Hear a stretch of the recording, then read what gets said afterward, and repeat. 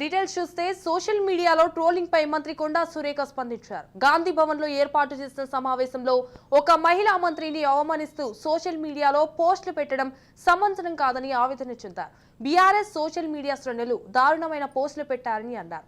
అధికారం కోల్పోయిన బాధలో బీఆర్ఎస్ నేతలు ఏం చేస్తున్నారో వారికి తెలియడం లేదని విమర్శించారు. ఆ పార్టీ మహిళా నాయకురాలు ఎమ్మెల్సీ కవిత పట్ల ఇలాంటి ట్రోలింగ్ వ్యాఖ్యలు చేసే ఊరుకుంటారా అని ప్రశ్నించారు. డబ్బులు ఇచ్చి మరీ ట్రోల్స్ చేస్తున్నారని భావోద్వేగానికి లోనయ్యారు. ఇప్పుడే కాదని మొదటి నుంచి కూడా కేసీఆర్ మహిళలను దారుణంగా అవమానిస్తూనే వస్తున్నారని మండిపడ్డారు. రాష్ట్ర మహిళలకు ఆర్టీసీ బస్సుల్లో ఉచిత ప్రయాణం కల్పిస్తే బస్సుల్లో డిస్కో డాన్సులు చేస్తున్నారని కూడా అవమానించారని గుర్తు చేశారు. చేనేత కార్మికులకు కేటీఆర్ బీఆర్ఎస్ చేసిందేమిటి అని ప్రశ్నించారు. ప్రభుత్వ విధానాల పరంగా ఎన్ని విమర్శలు చేసినా తట్టుకుంటాం, కానీ ఒక మహిళను నేరుగా టార్గెట్ చేసి వ్యక్తిగతంగా అవమానించడం సరికాదని హితవు పలికారు. ట్రోలింగ్ వల్ల నిన్నటి నుంచి తాను భోజనం కూడా చేయలేదని ఆవేదన చెందారు. దండ వేసినంత మాత్రాన ఇంత చిల్లరగా వ్యవహరిస్తారని ప్రశ్నించారు.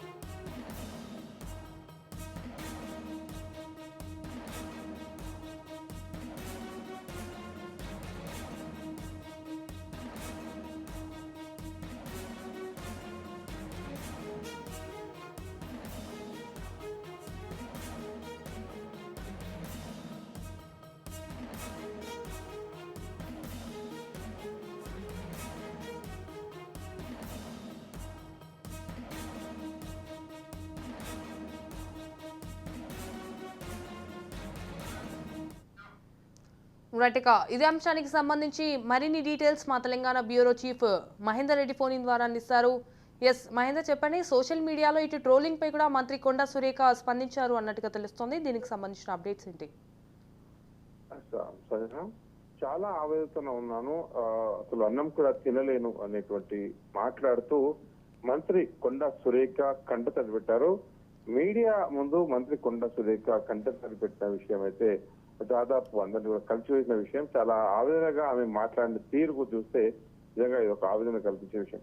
అయితే ఇటీవల జరిగిన ఒక కార్యక్రమంలో బీజేపీ నేత అలాగే మెదక్ ఎంపీ దుబ్బాక ఎంపీ రఘునందన్ రావు మంత్రి కొండా సురేఖ మెడలో నూలు దండ వేశారు.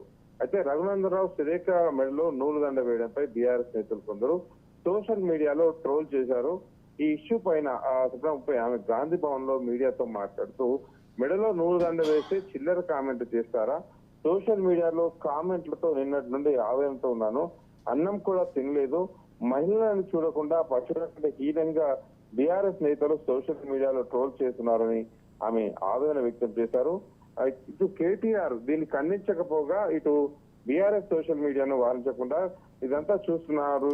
కేటీఆర్, నీకు చెల్లి ఉంది కదా, ఆమెకు జైలుకు వెళ్ళినప్పుడు మేము ఇలాగే ట్రోల్ చేశామా అని BRS party working president KTR పై ఆమె ఫైర్ అయ్యారు. మహిళలు అంటే కేటీఆర్ కు చులకనని, బీఆర్ఎస్ పార్టీలో ఉన్నప్పుడు తనను ఇలాగే అగౌరవపరిస్తే ఆ పార్టీ నుండి బయటికి వచ్చారని కూడా ఒకసారి గుర్తు చేస్తున్నారు. ఇక కేటీఆర్ ఖబర్దార్, ఇకపై సోషల్ మీడియాలో పోస్ట్ పెడితే ఊరుకునేది లేదని కూడా ఆమె వార్నింగ్ కూడా ఇచ్చినటువంటి విషయం ఈ రోజు తెలిసింది. అలాగే సోషల్ మీడియాలో ట్రోలింగ్ పై సైబర్ క్రైమ్ అధికారులు కూడా ఫిర్యాదు చేస్తామని, ఇకపై ట్రోలింగ్ చేస్తే సహించేది లేదని హెచ్చరించారు. సోషల్ మీడియాలో పోస్టులు పెట్టి బీఆర్ఎస్ నేతలను కూడా అవమానించారన్నారు.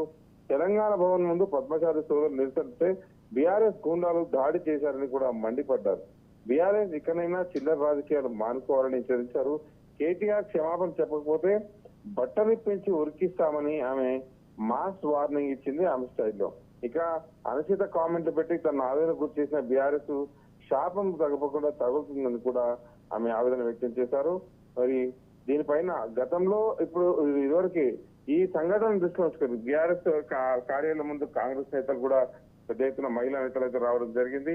కొండా సురేఖ ట్రోలింగ్ విషయం పైన క్షమాపణ చెప్పాలి, ఆ ట్రోలింగ్ చేసిన వాళ్ళని పార్టీని సస్పెండ్ చేయాలి అని డిమాండ్ చేస్తూ ఏకంగా బీఆర్ఎస్ కార్యాలయం ముందు కేసీఆర్ దిష్టి బొమ్మ దహనం చేసేందుకు కాంగ్రెస్ నేతలు ఇక్కడికి రావడం జరిగింది.